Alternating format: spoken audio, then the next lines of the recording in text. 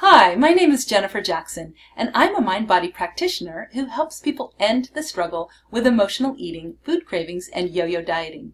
And I'm really excited to share with you what I call the missing piece to weight loss.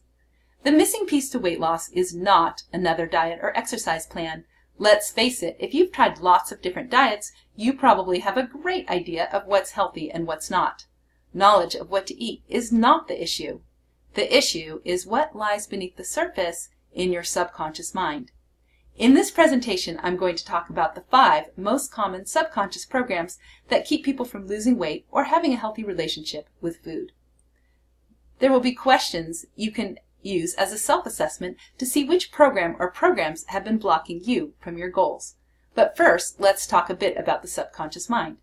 You may have seen a visual like this before, where the conscious mind is represented by the tip of the iceberg that pokes out above the water, while the subconscious mind is represented by the huge mass beneath the water.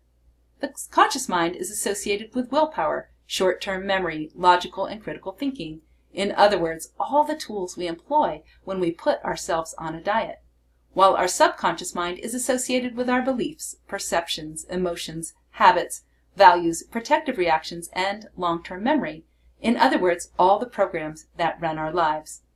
Scientists estimate that about 90% of our behavior is controlled by the subconscious mind. That leaves a mere 10% to our conscious mind.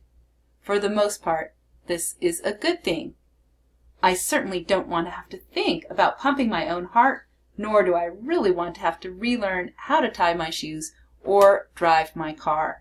I'm very happy that my subconscious mind has those programs totally under control. But there are other programs we've picked up along the way that are not so helpful. Specifically, let's now look at the 5 most common subconscious programs that block people from either losing weight in the first place or keeping the weight off once they've lost it. Program 1 reads, "Eating this specific food will make me feel better," and it shows up in your body as food cravings. When we crave a specific food, usually there are positive memories linked to that food, usually memories from childhood. Our subconscious mind has stored these positive memories and has hardwired them to the food. Now when we're stressed or bored or overwhelmed or just in a habit, our subconscious mind will helpfully remind us how good we felt when we ate that food, and it will nag us in the form of food cravings to eat that food again and again. This is a problem when you're trying to stick to a healthy diet and all of a sudden you are craving chocolate pastries and you don't just want one.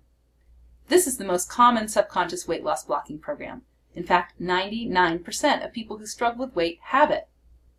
So here are some questions to see if you have it too.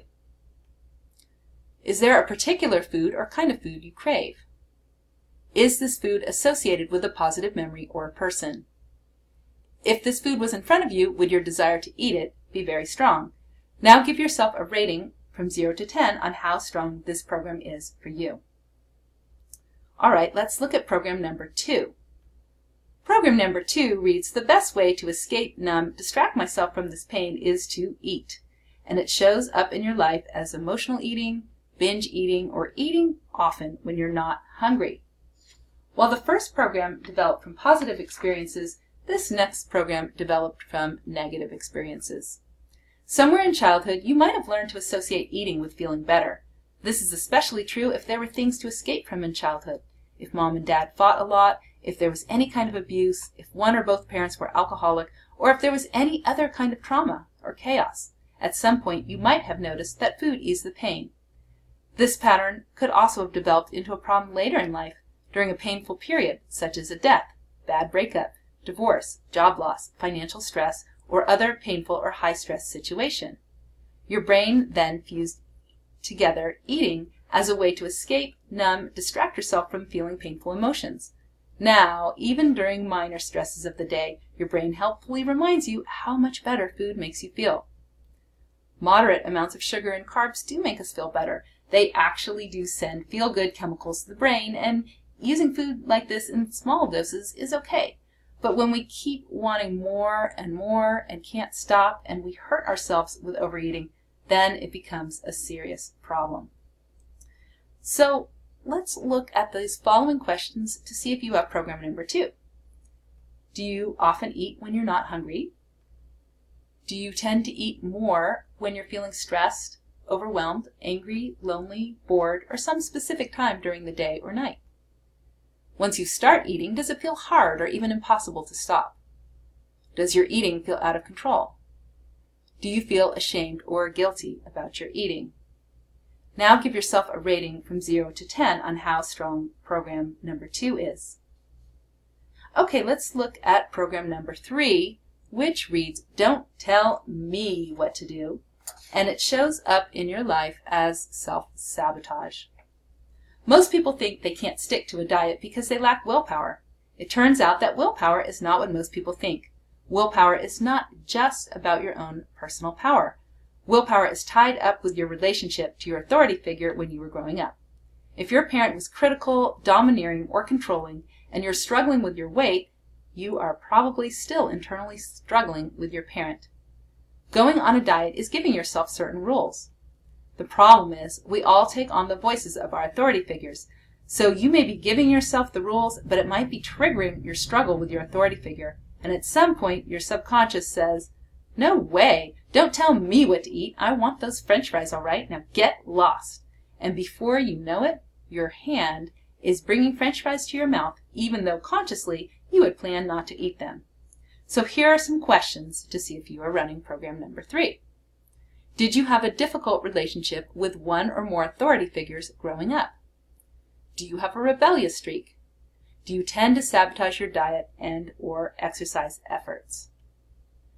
So give yourself a rating from 0 to 10 on how strong this program is for you. So now let's look at program number 4, which reads, "Clean your plate." And it shows up in your life as being compelled to finish whatever is on your plate, even if you don't really want it, or not being able to throw food away. Lots of people who struggle with weight have trouble leaving food on their plates, and especially throwing food away. They feel guilty, like it's wasting money, wasting food, somehow not right. This generally came from a parent who insisted that the child need to clean their plate before they could leave the table.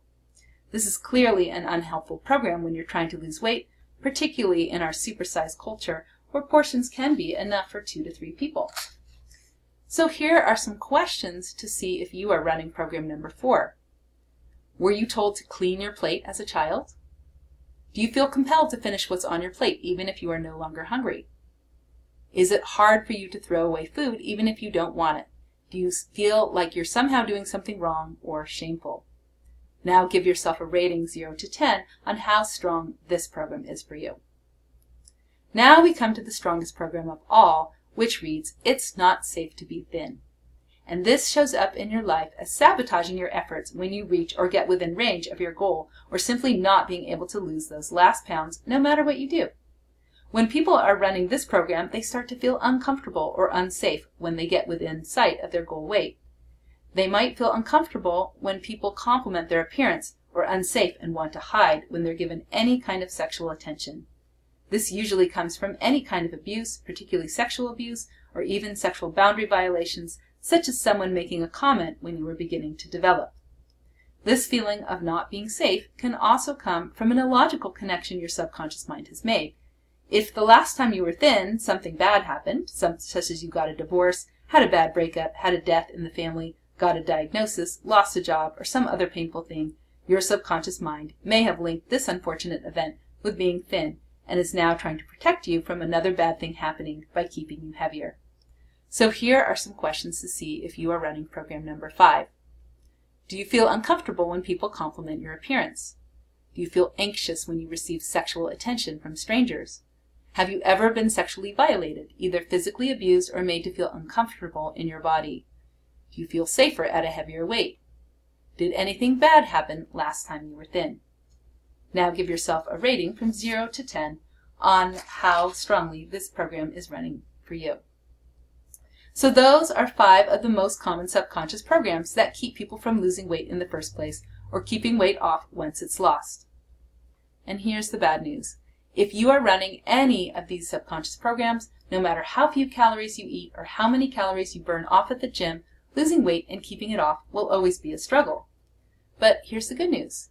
When you can reprogram your subconscious mind so that it is in alignment with your conscious mind and your weight loss goals, you will be able to easily stick to a diet or healthy plan, pass up or have small amounts of your favorite foods without feeling deprived, anxious, or obsessive, feel motivated to exercise, and feel safe and confident in your body, which naturally leads to achieving your weight loss goals. My client Shannon is a great example. Shannon had gained over 50 pounds during her divorce when using food as a means of comfort and distraction from her anger and grief. In just a few sessions, we were able to transform this behavior so that in our 6 weeks together, she was able to lose over 20 pounds. She is now well on her way to her goal and feeling so much better, happier, more confident in her body, and so much more energy. She recently texted that she just got this great new job closer to home with a much better schedule. She literally seems like a different person than she was before we started working together. So you're probably wondering, how do I reprogram my subconscious mind so it works for me instead of against me? I'm so glad you asked. I'm launching a 6-week group course called The Missing Piece to Weight Loss that will show you how to rewire all 5 of these weight loss blocking programs. The Missing Piece to Weight Loss draws from cutting-edge mind-body techniques such as EFT tapping, matrix reimprinting, neuro-linguistic programming, and hypnotherapy. All of these techniques are gentle, non-invasive, effective, and long-lasting. Each week we will study one of the subconscious weight loss blocking programs and learn the specific mind-body technique to rewire it. The course will meet for 6 Mondays from 7 to 8:30 p.m. on Zoom, starting Monday, April 29th. In addition to the weekly meetings, this course also includes printed instructions to use the techniques on your own, guided meditations you can listen to on your phone to support your progress, mindful eating strategies to maximize your success with any healthy eating plan, and a private Facebook group where you can ask questions, share celebrations and concerns, and give and receive support from the Missing Piece to Weight Loss community. And finally, this also includes a private call with me where we look over your specific subconscious blocks and create a map for your success. If you have followed along and taken the self-assessment and found you have one or more of these subconscious programs running, and you are ready to dissolve these programs once and for all so you can achieve your goals, and this program sounds interesting to you, then I would like to offer you the call now at no charge. In the call, we will discuss your self-assessment and your goals to see if the Missing Piece to Weight Loss is a good fit for you. If you'd like to book a free call with me, simply click on the button below or type in this address, www.bit.ly/calljenj.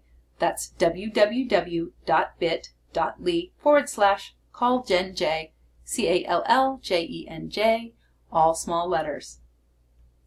Thanks so much for watching this video, and I hope to talk with you soon so you can start making progress on your weight loss goals right away. Again, if you'd like to schedule a free call, it's www.bit.ly/calljenj, or simply click on the button below. Thanks and have a fantastic day.